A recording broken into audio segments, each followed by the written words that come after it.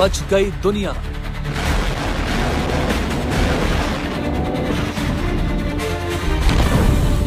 या महाविनाश अभी बाकी है?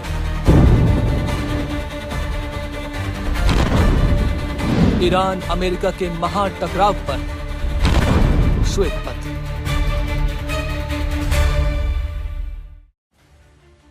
नमस्कार, मैं हूं श्वेता सिंह और आप देख रहे हैं आज तक।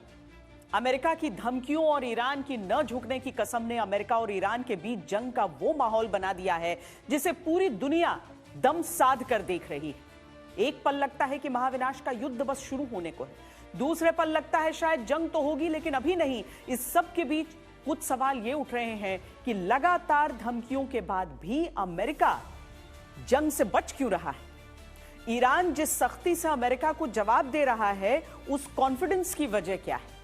अमेरिका ईरान के रिश्ते यहां तक आए क्यों कि हर पल महायुद्ध का अलार्म बजता सुनाई दे रहा है। और इस सब के बीच भारत कहां है, भारत की चिंताएं क्या हैं। आज श्वेत पत्र में इन सारे सवालों के जवाब।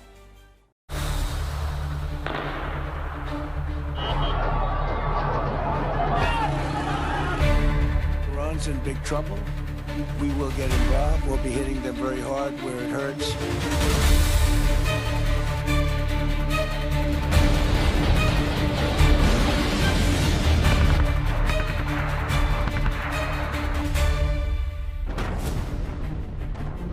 कल क्या हो किसी को नहीं पता। अमेरिका ईरान जंग कब दुनिया को अपनी चपेट में ले ले कोई नहीं जानता। आसार बता रहे हैं कि ये जो थोड़ी सी खामोशी नजर आ रही है वो आने वाले महाविनाश के तूफान से पहले की है।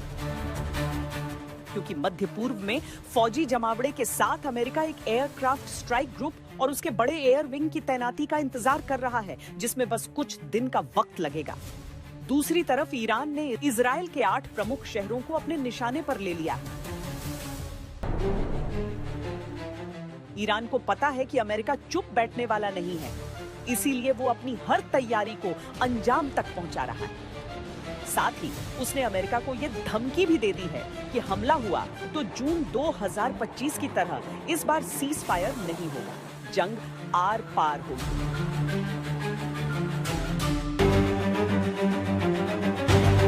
हालात बता रहे हैं कि जंग टाली नहीं जा सकती, फिर भी कुछ सवाल उठ रहे हैं। अमेरिका ने अब तक हमला क्यों नहीं किया? ईरान अमेरिका से किस ताकत के बल पर लड़ने की हिम्मत जुटा रहा है? ये जंग हुई तो भारत के लिए क्या चुनौतियां बढ़ सकती हैं? ईरान का भविष्य किस ओर जाता दिख रहा है? मध्य पूर्व बारूद के ढेर पर बैठा है। इस पूरे क्षेत्र में अनिश्चितता के बादल मंडरा रहे हैं। एक चिंगारी और दुनिया झुलस जाएगी। डोनाल्ड ट्रंप ने ईरान के प्रदर्शनकारियों से कहा था कि वो अपने विरोध प्रदर्शन को जारी रखें। Help is on the way, यानी मदद रास्ते में। पर उसके बाद से अमेरिका का जो रुख रहा वो ऐसा नहीं रहा जैसे वाकई डोनाल्ड ट्रंप मदद करने के लिए आगे बढ़ने वाले हैं। तो क्या इस समय अमेरिका ऐसी परिस्थिति में अपने नफा नुकसान को जोड़ रहा है? We will get involved. We'll be hitting them very hard where it hurts. But we're looking at it very seriously. The military is looking at it, and we're looking at some very strong options. बयानबाजी खूब हो गई, धमकियों के भी दौर निकल गए, लेकिन अमेरिका को भी पता है कि ईरान वेनेजुएला नहीं है और ईरान पर सीधा हमला करना इतना आसान भी नहीं होगा। ट्रंप के अभी तक हमले के आदेश न देने के पीछे के कारणों को समझ लेते हैं। ईरान के नजदीक सैन्य तैनाती नहीं। अमेरिका ने जैसे वेनेजुएला के खिलाफ किया और जैसे 2025 में ईरान के परमाणु केंद्रों पर हमले के वक्त सैनिकों, एयरक्राफ्ट कैरियर्स और एम्फीबियस असॉल्ट ग्रुप को तैनात किया था। ईरान के खिलाफ कुछ संकेतों को छोड़कर कोई भारी तैयारी नहीं की है। सहयोगी खाड़ी देशों का पूर्ण समर्थन नहीं। ईरान पर हमला करने के लिए अमेरिका को सऊदी अरब, कतर, ओमान, जॉर्डन, संयुक्त अरब अमीरात और मिस्र जैसे देशों में अपने बेस या सहयोग की जरूरत पड़ेगी। सऊदी अरब ने पहले ही ईरान के खिलाफ अपनी जगह को इस्तेमाल करने से मना कर दिया है। कतर और ओमान भी हमले के पक्ष में नहीं है। हमले का हो सकता है उल्टा असर। अमेरिका ने अगर सीधा हमला किया तो ईरान में राष्ट्रवाद की भावना पनप सकती है और बाहरी आक्रमण के खिलाफ देश एकजुट हो सकता है। यह स्थिति अमेरिका को भारी पड़ सकती है और अमेरिका की शासन परिवर्तन की योजना को पलीता लग सकता है। अमेरिका को सहना पड़ेगा पलटवार। ईरान ने चेतावनी दी है कि अगर हमला हुआ तो वह भी इस क्षेत्र में मौजूद अमेरिकी सैन्य ठिकानों को निशाना बनाएगा। हालांकि इजराइल के साथ 12 दिन की लड़ाई में ईरान की मिलिट्री ताकत काफी कम हो गई थी, लेकिन ईरान ने सीमित मिसाइल क्षमता बनाए रखी है। ईरान के मुख्य लॉन्च साइट पहाड़ों में छिपे हुए हैं। ईरान इन्हें बड़े पैमाने पर विकसित कर रहा है। ईरान के पास लगभग 2000 से 3000 तक बैलिस्टिक मिसाइलें हैं, जो अगर बड़ी संख्या में लॉन्च की जाएं, तो अमेरिका और इजराइल दोनों के लिए खतरा बढ़ सकता है। अगर जंग हुई और इस किस्म की जंग हुई जो बियॉन्ड विजुअल रेंज है, तो ईरान भी रिस्पॉन्ड करेगा। अभी आजकल की हालात में ईरान के डिफेंस मिनिस्टर ने बोला है कि अगर हम पे हमला हुआ तो हम हमले का जवाब देंगे अमेरिकी बेसिस पे और इजराइल पे। अगर हम 2-3 महीने पहले जाएं, जब अमेरिका ने बम्बार्ड किया था ईरान को, तो ईरान ने भी इजराइल पे बम्बार्डमेंट किया था और अमेरिका के एक बेस पे, कतर पे भी फायर किया था। अभी इजराइल के पास बहुत अच्छा एयर डिफेंस है, परंतु उसके एयर डिफेंस होने के बाद, कई टीयर्स हैं एयर डिफेंस के इजराइल के पास, उसके बावजूद भी उनके जो ईरान के बॉम्ब हैं वो हाइफा एयरपोर्ट पे और टेल अवीव एयरपोर्ट पे और कई जगह पे लैंड हुए। वॉर का मतलब है कि ईरान जवाबी कार्रवाई भी करेगा। उनकी काबिलियत है जवाबी कार्रवाई करने की, और उससे और लोगों को भी नुकसान हो सकता है।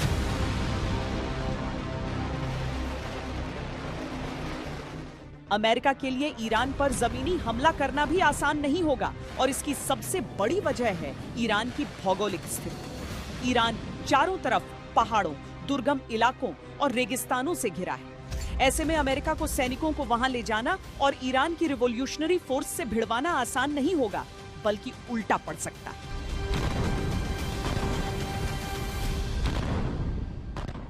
जब अमेरिका ने अपने देश से दूर युद्ध लड़ा तो क्या हुआ? कुछ युद्ध की चर्चा कर लेते हैं। अमेरिका से वियतनाम की दूरी 15,000 किलोमीटर की है। दूसरे विश्व युद्ध के बाद सबसे ज्यादा गोलाबारी यहां अमेरिका ने की, लेकिन जंग का नतीजा अमेरिका के पक्ष में नहीं गया। इसी तरह अमेरिका से अफगानिस्तान की दूरी करीब 12,000 किलोमीटर है। वॉर ऑन टेरर के नाम पर जान और माल का जितना नुकसान यूएस को यहां हुआ, उतना शायद ही किसी और युद्ध में हुआ हो। अमेरिका से ईरान की दूरी लगभग 11,000 किलोमीटर है। ईरान की ताकत दुनिया ने 2025 में टेल अवीव पर बरसते रॉकेटों के बीच देखी थी। साफ है, अगर अमेरिका ईरान से भिड़ा तो ये उसके लिए आसान जंग नहीं होगी, लेकिन अगर अमेरिका हमला करता ही है तो क्या ईरान की मिसाइलें अमेरिका को रोक सकती हैं?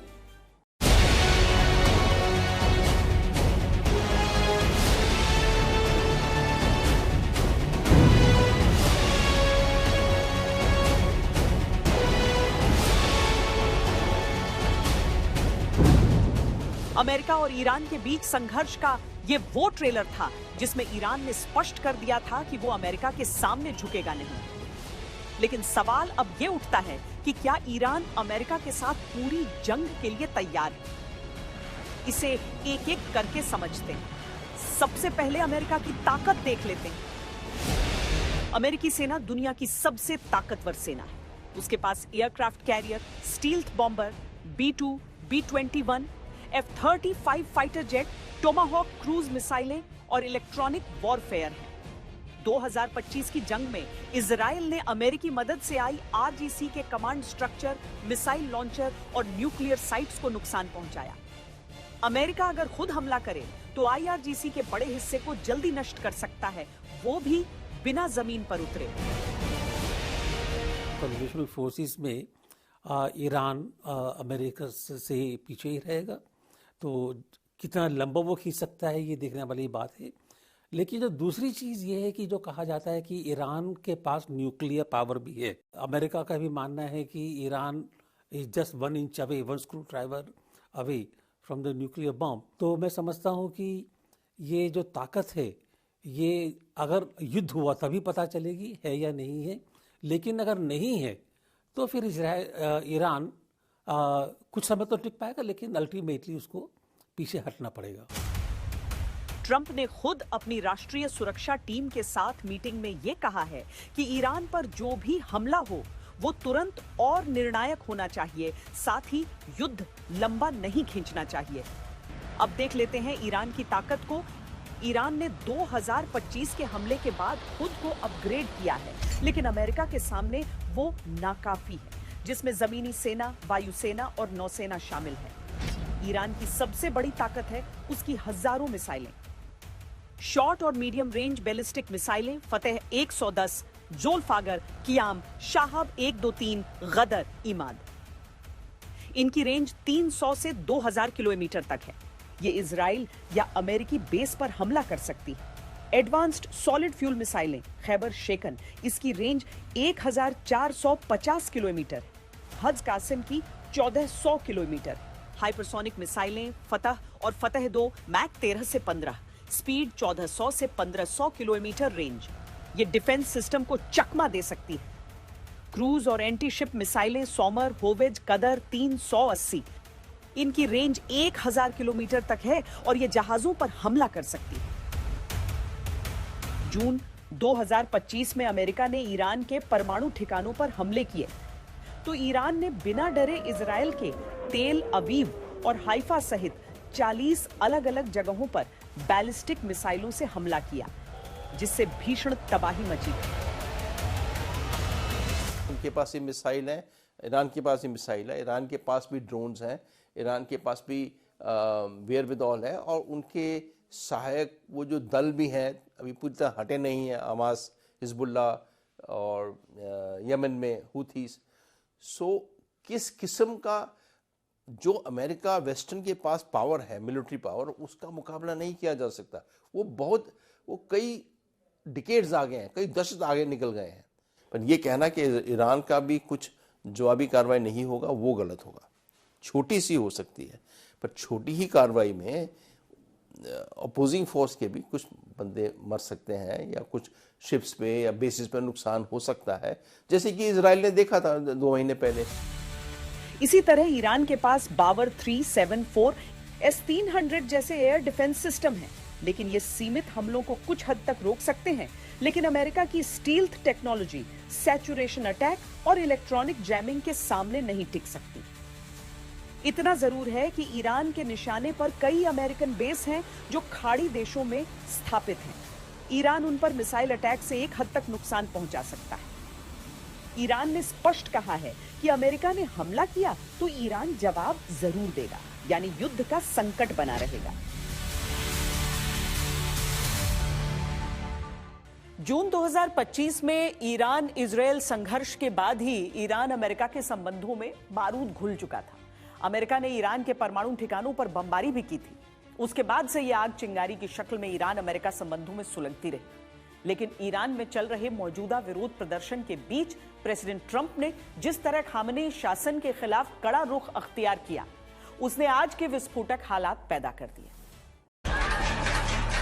28 दिसंबर 2025 को तेहरान के डाउनटाउन में 2 बड़े बाजारों में बढ़ती महंगाई से नाराज आम जनता ने खामनेई रिजीम के खिलाफ प्रदर्शन शुरू किया। ये प्रदर्शन धीरे धीरे बढ़ता गया और धीरे धीरे हिंसक हो गया। साल 2026 के पहले दिन यानी 1 जनवरी को खामेनेई प्रशासन ने 7 लोगों के मारे जाने की पुष्टि की। इसने लोगों को और भी अधिक भड़का दिया।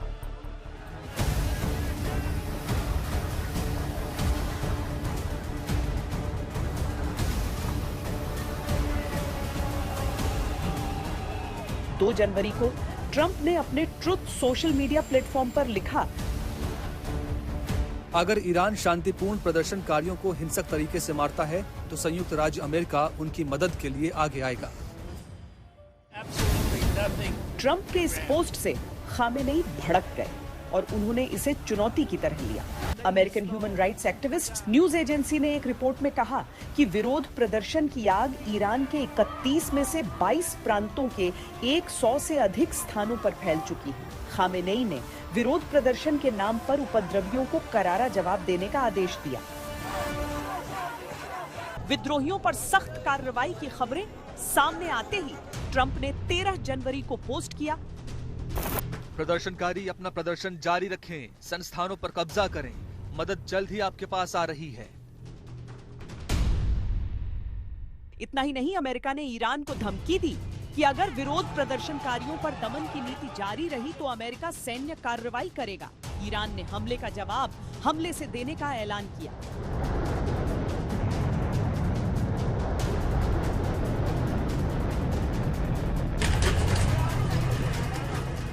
इस बीच ईरान से बड़ी संख्या में प्रदर्शनकारियों के मारे जाने की खबरें और तस्वीरें आई। अस्पतालों और सड़कों पर कई शव देखे गए। एक प्रदर्शनकारी इरफान सुल्तानी को ईरान में फांसी की सजा सुनाई गई, जिसको लेकर ट्रंप ने फिर ईरान को अंजाम भुगतने की चेतावनी दी। बाद में ये फांसी टल गई और ट्रंप इसी से खुश होते नजर आए। We've been told that the killing in Iran is stopping, and it's stopped, and it's stopping. And there's no plan for executions or an execution or executions. So I've been told that a good authority. We'll find out about it. I'm sure if it happens, we'll all be very upset, including you will be very upset. But that's just gotten to me some information that the killing has stopped, that the executions have stopped. They're not going to have an execution, which a lot of people were talking about for the last couple of days. Today was going to be the day of execution. बीतते हर पल के साथ दुनिया के सामने ये सवाल बड़ा होता जा रहा है कि अमेरिका किस पल हमला करेगा। और जिस तरह के संकेत मिल रहे हैं, वो यही बता रहे हैं कि हमला कभी भी हो सकता है। अगर ईरान के ऊपर अमेरिका हमला करता है तो वहां पर उस क्षेत्र में बहुत और ज्यादा अस्थिरता फैल जाएगी। हमने देखा है जो वहां पर वैसे ही बहुत अस्थिरता रहती है इजराइल पैलेस्टीन इशू को लेकर। कितनी बारी वहां पर प्रोटेस्ट हुए हैं, डेमोन्स्ट्रेशन हुए हैं। ईरान एक बहुत बड़ा देश है। ईरान करीब उसकी जो क्षेत्रफल अगर देखा जाए तो भारत के क्षेत्रफल से आधा है। उसकी आबादी भी 90 मिलियन से ज़्यादा है। और अगर वहाँ के वेस्ट एशिया के 10 देशों को मिला लिया जाए तब भी उनकी आबादी इतनी नहीं हो पाएगी। तो वहाँ पर अगर हमला होता है तो बहुत मुश्किल हो जाएगी वहाँ पर। हमले के बड़े संकेत कतर के अल उदेद एयरबेस से कम 6 KC-135 स्ट्रैटोटैंकर का उड़ान भरना ये लड़ाकू विमानों और बम वर्षक विमानों को हवा में ईंधन देते हैं। ईरान के बंद एयर स्पेस और मिलिट्री अलर्ट, अमेरिका के बेड़े USS अब्राहम लिंकन का मध्य पूर्व की ओर बढ़ना, कतर के अल उदेद एयरबेस से अमेरिकी सैनिकों को हटाना। अमेरिका ईरान जंग आसान तो नहीं है, लेकिन आसार लगातार बने हुए हैं। बस जरा से सब्र की कमी और दुनिया अमेरिका ईरान के बीच भीषण जंग देख सकती है।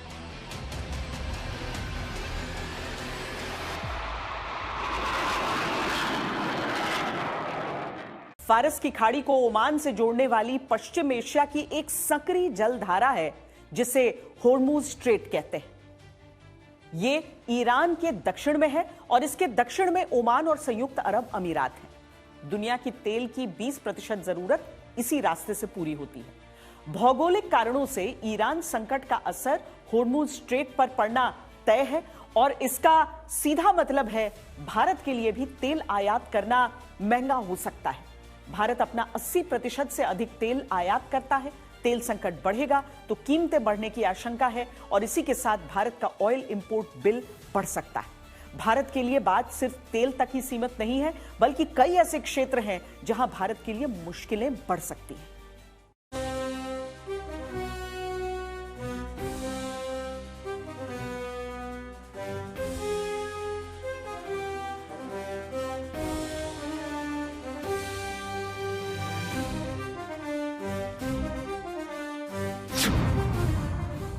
चाबहार पोर्ट पर असर। भारत ने मध्य एशिया, रूस और यूरोप तक अपनी पहुंच को मजबूत करने के उद्देश्य से तमाम परियोजनाओं में भारी निवेश किया है, जिसमें ईरान एक महत्वपूर्ण ट्रांजिट हब के रूप में काम करता है। सबसे महत्वपूर्ण ईरान के साउथ ईस्ट तट पर स्थित चाबहार बंदरगाह सबसे अधिक महत्वपूर्ण है, जो पाकिस्तान को बाईपास करते हुए भारत को अफगानिस्तान और मिडिल ईस्ट तक सीधा रास्ता प्रदान करता है। इससे भारत के निर्यात और आयात दोनों की लागत और इसमें लगने वाले समय में कमी आती है। ईरान में फैली आग अगर इसे प्रभावित करती है तो भारत को सीधा नुकसान हो सकता है। ईरान का चाबहार पोर्ट भारत की भू आर्थिक ताकत को बढ़ाने का रास्ता है। चाबहार पोर्ट हमारे लिए बहुत ही महत्वपूर्ण है। वहाँ पर हमारा जो सारा कनेक्टिविटी इनिशिएटिव है वो चाबहार पोर्ट और बंदर अब्बास से चलता है, और वो international north south transport corridor, अगर हम यहाँ से क्योंकि पाकिस्तान के थ्रू तो हम जा नहीं सकते हैं, ना अफगानिस्तान पहुँच सकते हैं, ना मध्य एशिया के देशों में पहुँच सकते हैं, तो हम अगर कांडला से या नावा शेवा से अगर हमारी मैरीटाइम रूट से जाती हैं तो वो चाबहार जाएंगी, बंदर अब्बास जाएंगी, वहाँ से बाय रेल या रोड वो जाएंगी, वहाँ से कैस्पियन सी की तरफ वहाँ तक ऊपर पहुँचेंगी, और वहाँ या अज़रबैजान के थ्रू या फिर जॉर्जिया और आर्मीनिया के थ्रू वो वहाँ पर जाएंगी, यूरोप जाएंगी या रूस जाएंगी। तो इसीलिए अगर ईरान के ऊपर हमला होता है, वहाँ पर अस्थिरता फैलती है, तो वो भारत के लिए बहुत ही नुकसानदायक सिद्ध हो सकता है। व्यापार पर असर। अप्रैल 2024 से मार्च 2025 में भारत ईरान द्विपक्षीय व्यापार लगभग 1.68 अरब डॉलर तक पहुंच गया था। इसमें भारत ने 1.24 अरब डॉलर का सामान निर्यात किया था, जबकि 0.44 अरब डॉलर का आयात किया गया था। इससे भारत को 0.80 अरब डॉलर का ट्रेड सरप्लस प्राप्त हुआ। यानी संकट का असर भारत ईरान के व्यापार पर बुरा पड़ेगा। यूएस के एडमिनिस्ट्रेशन, उन्होंने हमको वेवर दिया हुआ था कि चाबहार में जो हमारी इन्वॉल्वमेंट है उसके ऊपर ईरान की जो सैंक्शंस है उससे कोई असर नहीं पड़ेगा। हमको एग्जम्प्ट कर दिया गया था। ये अब ट्रंप नहीं मान रहे हैं तो हम चाबहार पर जो काम करना चाहिए वो नहीं कर पा रहे हैं। तो अगर यूएस का ईरान यूएस के इन्फ्लुएंस में आ गया या वहाँ पर जो ताकत आई जो वहाँ पर सत्ता में है वो यूएस के पक्षधर हुए, तो यूएस का रवैया क्या है चाबहार के बारे में ये अभी पता नहीं है। लेकिन अगर यूएस ने कहा कि नहीं इसको नहीं बनने देना है तो फिर तो हम कुछ नहीं कर पाएंगे, फिर देखना पड़ेगा। लेकिन इसलिए सिचुएशन काफ़ी फ्लूइड है और ये हमारे हित में है या नहीं है, हमारी जो एक पावर मैट्रिक्स है, जो हमारे रिलेशन से क्या असर पड़ेगा, ये सब बड़ा हमको बड़ी सावधानी से देखना होगा। ये भारत ईरान में क्या आयात निर्यात? हाल के वर्षों में भारत ईरान के 5 सबसे बड़े व्यापारिक साझेदारों में से एक रहा है। ईरान को भारत से पहुंचाए जाने वाले प्रमुख सामानों में चावल, चाय, चीनी, दवाइयां, कृत्रिम फाइबर, विद्युत मशीनरी और आर्टिफिशियल ज्वेलरी शामिल हैं। इसके अलावा ईरान से भारत आने वाले सामान को देखें तो इनमें सूखे मेवे, अकार्बनिक, कार्बनिक रसायन के साथ ही कांच के बर्तन सबसे ज्यादा मात्रा में आयात किए जाते हैं। स्पष्ट है कि ईरान जितना सुलगेगा उतना ही इन उद्योगों में लगे कर्मचारियों से लेकर मजदूरों तक के सामने रोजगार का संकट खड़ा हो जाएगा। ईरान और अमेरिका के बीच अभी जो हालात बने हैं वो जिस अंजाम तक पहुंचेंगे वो देखने की बात है। लेकिन एक समय ऐसा भी था जब ईरान ने अमेरिका को झुकने पर मजबूर कर दिया था। हम आपको 1979 की एक बात बताते हैं, जब ईरान के छात्रों ने तेहरान में अमेरिका के दूतावास के 66 अमेरिकी नागरिकों को बंदी बना लिया था। अमेरिका ने तब एड़ी चोटी का जोर लगाया था। अमेरिका के तत्कालीन राष्ट्रपति जिमी कार्टर ने ईरानी संपत्तियां फ्रीज कर दी। तब डेल्टा फोर्स के साथ ईरान के खिलाफ 1980 में ऑपरेशन ईगल क्लॉ लॉन्च किया गया। ये डेल्टा फोर्स वही फोर्स है जिसने अभी वेनेजुएला के राष्ट्रपति को वेनेजुएला से लेकर अमेरिका ले जाने का कारनामा दिखाया था बंदी बनाकर। बहरहाल उसी समय की बात आपको बताते हैं। अमेरिका के 3 हेलीकॉप्टर्स उस समय खराब हो गए। एक वापसी में टकरा गया जिसमें 8 अमेरिकी सैनिक मारे गए थे। राष्ट्रपति जिमी कार्टर की बहुत छीछा-लेदर हुई और वो चुनाव हार गए। 1980 के अंत में ईरान इराक जंग छिड़ गई। अब ईरान को अपनी फ्रीज संपत्ति की जरूरत थी। अमेरिका तब भी अपने नागरिक चाहता था। 1981 में अल्जीरिया में अमेरिका और ईरान के बीच बात हुई और अमेरिका को ईरानी संपत्ति अनफ्रीज करनी पड़ी, प्रतिबंध हटाने पड़े। बदले में ईरान ने अमेरिकी बंधक छोड़े। लेकिन इस सबसे अलग अमेरिका ने ईरान को कई बार निशाना बनाया।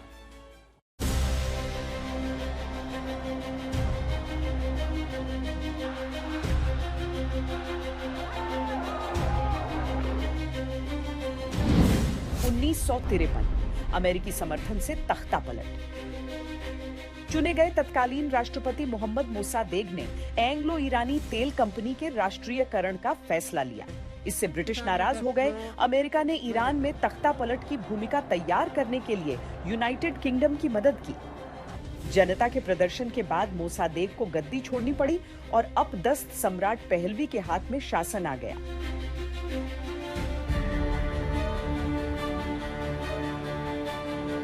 1979 की इस्लामी क्रांति के बाद राजशाही खत्म हुई और आयतुल्लाह रूहुल्लाह खुमैनी के नेतृत्व में ईरान इस्लामिक शासन बना। इसका असर अमेरिका के साथ संबंधों पर पड़ा। 1980 अमेरिका ईरान राजनयिक संबंध खत्म। 52 अमेरिकियों को बंधक बनाने पर अमेरिका ने ईरान से रिश्ते तोड़े और प्रतिबंध लगाए। रेजा शाह पहलवी की निर्वासन में मौत हुई। कि ईरान और अमेरिका की दुश्मनी ये कोई नई बात नहीं है, ये बहुत पहले से चल रही है। जब से शाह को हटाया गया 1979 में, 11 फरवरी 1979 में ये इमाम खुमैनी की वहाँ पर सरकार आई, वो पेरिस में थे, उनको वहाँ से देश निष्कासित कर दिया गया था। अमेरिकन एम्बेसी को होस्टेज बना के रखा था 1 साल से ज़्यादा, जो ईरान के रिवोल्यूशनरी गार्ड्स ने। तो उसके तभी से, क्योंकि अमेरिका समझता है कि एक तो जो रजा पहलवी को हटाने में अयतुल्लाह खुमैनी उनका हाथ रहा है, और इसके अलावा एक जो इस्लामिक रिजीम बना है जिसको समझते हैं कि ये एक फंडामेंटलिस्ट रिजीम है और शियाज हैं वो ज़्यादातर। तो तभी से एक रिलीजियस बेसिस पर और हिस्ट्री के बेसिस पर काफ़ी खिलाफत रही है। 1980-88 ईरान इराक युद्ध में अमेरिका का दखल। सद्दाम हुसैन के नेतृत्व में इराक ने ईरान पर हमला किया। अमेरिका ने इराक का साथ दिया। युद्ध में दोनों ओर भारी जानमाल का नुकसान हुआ। 1984 ईरान आतंकवाद प्रायोजक घोषित। राष्ट्रपति रोनाल्ड रीगन ने ईरान को आतंकवाद का प्रायोजक देश घोषित किया। 1988 ईरान एयर फ्लाइट गिराई गई। खाड़ी में तनाव के बीच एक अमेरिकी युद्धपोत ने ईरान की नागरिक उड़ान IR-655 को मार गिराया। 290 लोगों की मौत हुई। अमेरिका ने औपचारिक माफी नहीं मांगी, लेकिन मुआवजा दिया। ईरान पर कड़े प्रतिबंध। राष्ट्रपति बिल क्लिंटन ने अमेरिकी कंपनियों के ईरान से कारोबार पर रोक लगाई। ऊर्जा क्षेत्र में निवेश और उन्नत हथियार बेचने पर भी दंडात्मक कानून बनाए। 2002 ईरान बुराइयों का केंद्र। राष्ट्रपति जॉर्ज W. बुश ने 9/11 हमले के बाद ईरान को एक्सिस ऑफ ईवल का हिस्सा बताया। तालिबान और अलकायदा के खिलाफ सीमित सहयोग के बावजूद रिश्ते और बिगड़े। 2020 कासिम सुलेमानी की हत्या। अमेरिका ने ड्रोन हमले में IRGC के शीर्ष कमांडर जनरल कासिम सुलेमानी को मार दिया। ईरान ने जवाबी हमले किए। 2025 ईरान पर हमला। ट्रंप ने नए परमाणु समझौते के लिए 60 दिन की समय सीमा के साथ पत्र भेजा। खामेनेई ने शर्तें खारिज की। अमेरिका ने ऑपरेशन मिडनाइट हैमर के तहत ईरान की 3 प्रमुख परमाणु सुविधाओं पर बमबारी की। ये हमले इजराइल के साथ 12 दिन तक ईरान के चले युद्ध के बाद किए गए। पुराने पिछले 1-2 महीने का जो एक्शन है देखा जाए तो एक्सपेक्ट किया जा सकता है कि ईरान की तरफ से मिसाइल या रॉकेट फायर किए जाएं जो कि या कि अमेरिकन बेसिस पे हों जो मिडल ईस्ट में हैं, या हो शिप्स पे जो अमेरिकन शिप्स है पर्शियन गल्फ में, या फिर इजराइल के ऊपर। और उन सब का काफ़ी को तो वेस्टर्न कंट्रीज़ की A2AD जो एयर डिफेंस है उससे रोका जा सकता है, पर हर चीज़ को रोका नहीं जा सकता और कुछ ना कुछ जरूर निकल के उनके पे डैमेज करने का सिलसिला हो सकता है।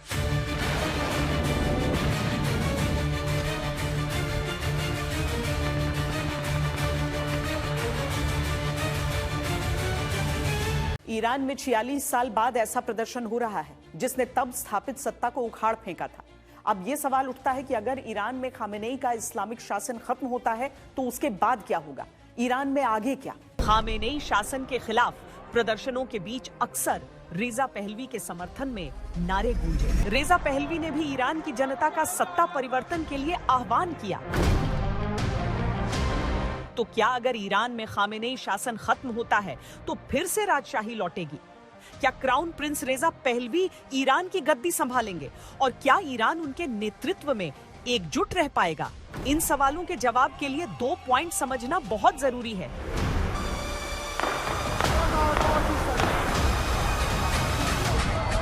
जनता क्यों पहलवी के समर्थन में? पहलवी का नाम नए शासक के तौर पर आगे क्यों? ईरान की जनता इस्लामी शासन से पहले खुले विचारों की थी। पहले खुमैनी और फिर खामेनेई के द्वार में जनता को इस्लामिक कट्टरता के नियम मानने को मजबूर होना पड़ा, जिसका सबसे बड़ा उदाहरण है 1979 में बने हिजाब कानून के खिलाफ ईरान में लगातार प्रदर्शन। 2022 में हिजाब के खिलाफ प्रदर्शन करने वाली 22 साल की लड़की महसा अमीन की मौत के बाद ईरान में असंतोष फैला। जनता को किंग पहलवी का शासन याद आ रहा है। पहलवी का नाम नए शासक के तौर पर आगे क्यों? प्रिंस रेजा पहलवी इस्लामिक कट्टर शासन को तानाशाही करार दे रहे हैं और उसके बदले सेक्युलर और आधुनिक देश बनाने पर जोर दे रहे हैं। दरअसल प्रिंस पहलवी इस्लामिक कट्टर शासन के खिलाफ उदार शासन का प्रतीक बन चुके हैं। यही कारण है कि उनके आह्वान पर ईरान में प्रदर्शन तेज हुए।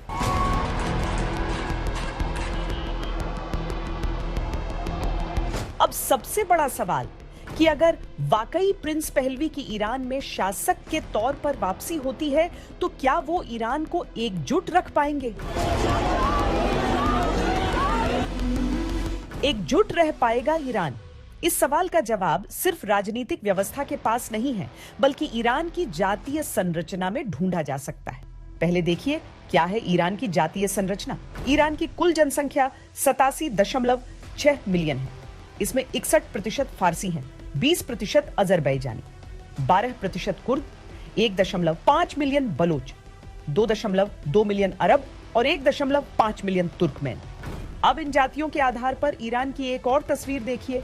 61% फारसी हर शासन में सर्वोच्च स्थान पर रहते हैं, जिससे अन्य समुदायों में असंतोष रहता है। 20% अजरबैजानी तुर्क भाषा बोलते हैं, लेकिन ईरानी शासन व्यवस्था में विश्वास रखते हैं और इन्हें अलगाववादी नहीं माना जाता। कुर्दों को देखिए, ये दुनिया में लगभग 40 मिलियन हैं, जो ईरान, इराक, तुर्की और सीरिया में बंटे हैं। अकेले ईरान में ये 10 मिलियन हैं। इस्लामिक व्यवस्था में ये असंतोष से भरे रहे हैं और इनके अंदर एक स्वतंत्र राष्ट्र की पीड़ा भी रहती है। अगर खामेनेई शासन जाता है तो ये अलग देश की मांग कर सकते हैं। इन्हें बलोच, अरब और तुर्कमेन का समर्थन मिल सकता है, जो कि उपेक्षित महसूस करते हैं। ईरान फिलहाल इतिहास के उस मोड़ पर खड़ा है जहां से बदलाव की भारी दस्तक सुनाई दे रही है। प्रिंस पहलवी का विजन अमेरिका सहित पश्चिमी देशों को पसंद है, लिहाजा उनकी भूमिका परिवर्तन की ओर बढ़ती इस घड़ी में और महत्वपूर्ण हो जाती है। श्वेत पत्र में अभी के लिए इतना ही। देश और दुनिया की बाकी खबरों के लिए आप देखते रहिए आज तक।